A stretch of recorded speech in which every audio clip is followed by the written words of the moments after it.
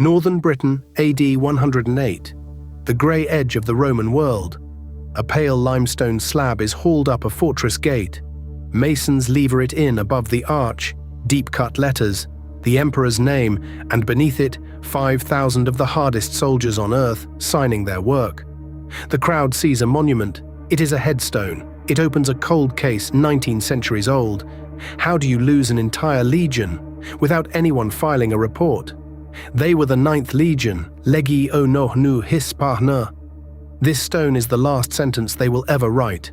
After it, no battle, no grave, no explanation.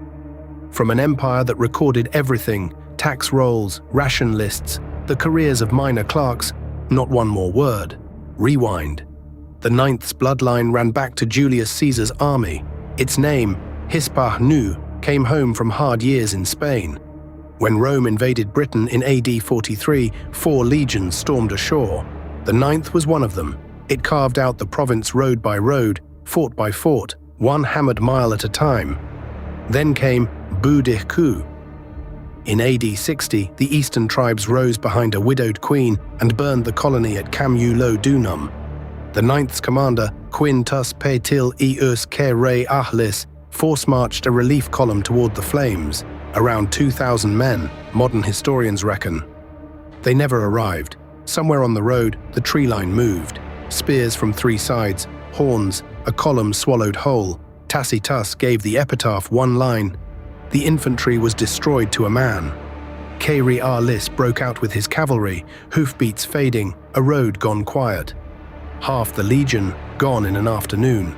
Here is the detail that matters. Rome did not disband the ruin. 2,000 replacements marched in from Germany, the ranks closed, and the 9th went back to work. Rome did not bury broken legions. It refilled them. Remember that. Because through all of it, one object mattered more than any life in the column.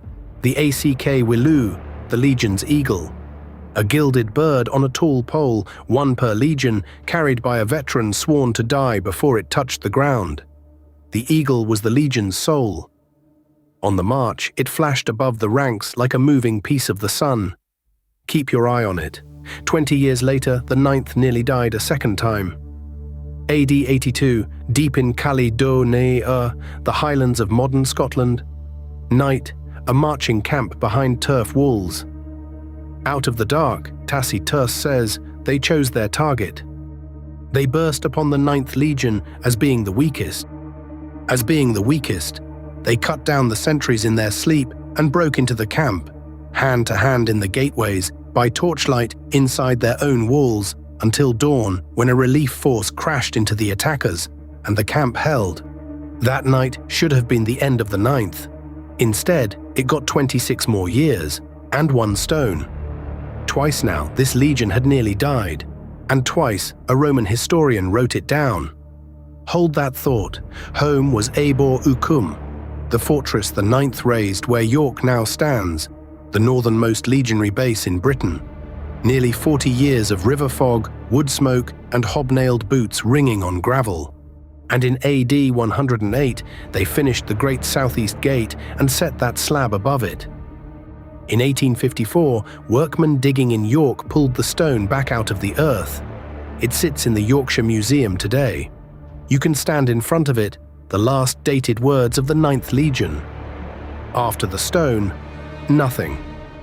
Around AD 122, a new legion, the 6th, moved into York, into the 9th's barracks, the 9th's granaries, the 9th's beds. No transfer order survives, no obituary. 5,000 men, a small town's worth of people, with pay chests, pension rolls, and mules. Do not just evaporate. And here, the story stops being military history and becomes a cold case. The story everyone knows goes like this. In 117, the 9th marched north. 5,000 men on a moorland road, sleet driving sideways, and the mist closed behind them like a door. No survivors, no bodies, a legion butchered to the last man in the fog, and not one word of it comes from the ancient world.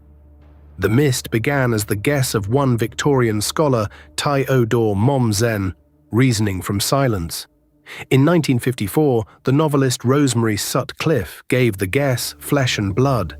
The Eagle of the Ninth, bestseller, television, Hollywood. The guess hardened into memory. Sooty Cliff even had an eagle, a small bronze bird, wings long gone, dug from the ruins of Silchester, now in Reading Museum. The lost eagle of the Ninth, surely. The museum itself will tell you, probably an ornament off a statue of Jupiter in a town square. The most famous relic of the Lost Legion is municipal decoration, and that should close the case.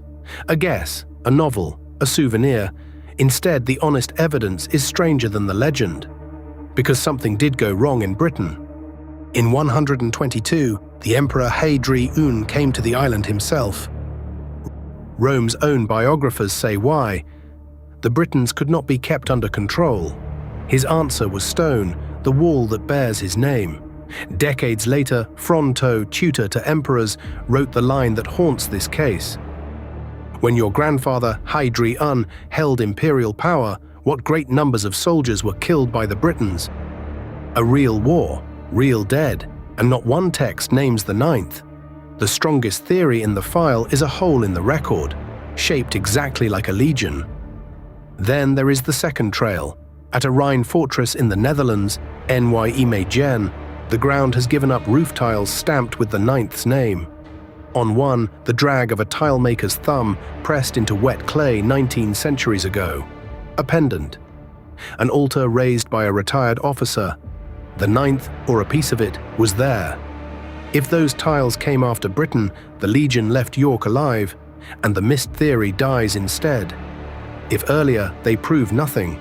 Scholars have fought over that clay for a century. The trail runs east into rumour. Some march the Ninth to Judea and the Bar Kokhba revolt.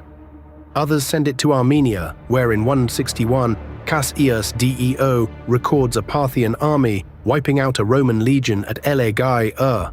Dio recorded the disaster. He never recorded the legion's name. The case ends at one last document. In Rome, around 165, the army carved its register in stone. Every legion in the empire. The 2nd August too is there. The 6th, the 20th, the old comrades from the invasion of Britain, all accounted for. The count runs past the place where the Ninth should stand. Silence. That silence should be impossible.